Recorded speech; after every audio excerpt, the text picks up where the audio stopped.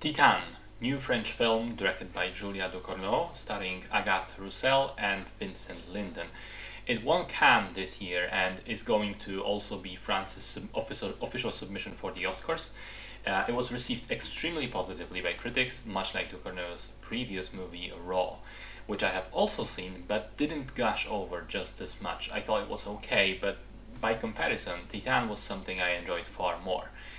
In terms of the plot, I really don't want to reveal too much because it's certainly one of those movies which are best discovered as you're watching them, as you're going along, and it also manages to set up certain expectations within the first 20 minutes or so, and for a certain kind of movie, and then just do a massive pivot and become something else entirely.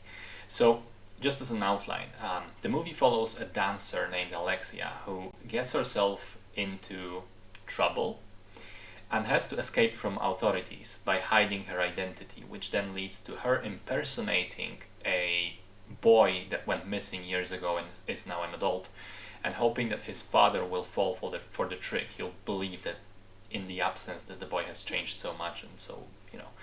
And also, not sure how to say this one, but Alexia gets pregnant with a car. And I'm not joking here, there is some weird shit going on in this film. So, much like Raw, it's kind of an exploration of self and identity that's done through a pretty outlandish concept with some supernatural weird elements. Uh, I won't presume to say that I know for sure what the movie was supposed to be. I can only say how I view it. And the way I read the story was that it's a study of self identity, of living in a world that doesn't accept you and that you yourself don't accept to an extent. And finally, facing the surprising notion that you may actually stumble upon someone that will care about you. And on the other hand, the character of Vincent is shown as someone because that obviously goes through Alexia. And on the other hand, we have the character of Vincent, who's shown as someone who desperately wants to have someone to care for. He never really accepts the loss of his son, and he didn't find anything in life to replace him, as it were.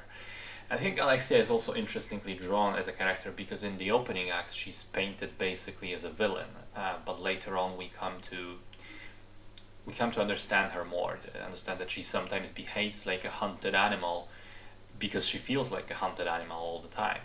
And I think there are undertones of transgenderism and gender identity in general. I'm not exactly sure if I'm reading this part right, but there is certainly a huge element of the film which has to do with non-sexualized nudity. Like, there's a lot of nakedness in the film, and initially, the reaction is, as usual in films, oh, naked lady, cool. Your mind, or my mind at least, goes for the sexual connotation immediately, especially as one of the first naked scenes actually does end up in intercourse. But as it goes on, the erotic aspect of it all fades away, and at some point you just get very used to seeing the bodies as just flesh, as vessel, as a container for the human, rather than something itself desirable. So that's an interesting thing that the film does. I will also say it's not for the squeamish because there's a lot of violence in the film. There are disturbing and disgusting and upsetting scenes in it. But there are also scenes which are weirdly beautiful, in particular the dance scenes with Alexia and Vincent.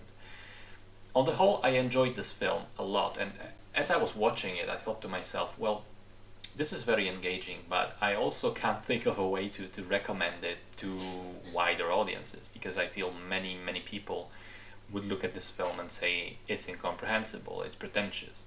And that leads to another thought, which I have been toying with for some time actually, and which I want to get out finally. And it has to do with the sometimes visible disconnect between professional movie critics and general audiences.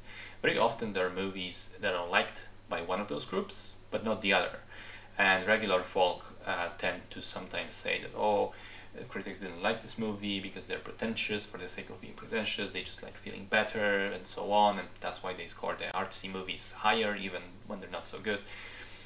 I have subscribed to that theory for a long time, that a lot of the movie criticism is bullshit. And yet there are cases where it is true. But ever since I started reviewing movies personally on a regular basis, I've come to understand that divide better. See, when you're a critic or when you're someone who watches a lot of movies, you tend to watch really a lot of them. On average, I mean, for myself, I probably watch like 5 movies each week, sometimes more, and that is around 260 movies every year. That's a lot, and like many other art forms, movies are repetitive. So if you're an average moviegoer and you go see one new film, I don't know, each month, each 2 months, you will probably find that you enjoy some films more than I do, and you'll be surprised at my reaction. After all, it wasn't a bad movie overall. Why did I rate it at 5 out of 10? Well, sometimes the movie isn't bad in a vacuum, but because I've seen other movies do that exact same thing 20 times already and do it better, then just by comparison, this new one doesn't work for me as well. It very much is a question of whether or not a film is fresh, creative, offers something new. Movies, like other art form, I think, do not exist in a vacuum. They exist in relation to what already existed before them.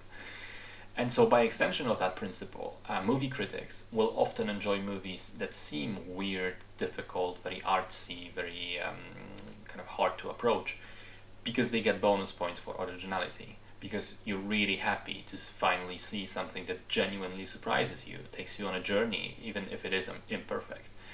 And I think Titane falls into that category perfectly, at least for me. I think it is a movie that is certainly not for everyone, and I can easily imagine people watching it and just saying it's awful. I think that even though it may be difficult to read and flawed in some aspects, it really is engrossing, and because of its originality, and for that it does get bonus points from me. Probably not enough to say it's an excellent film or it's the best movie of the year, but it is very good.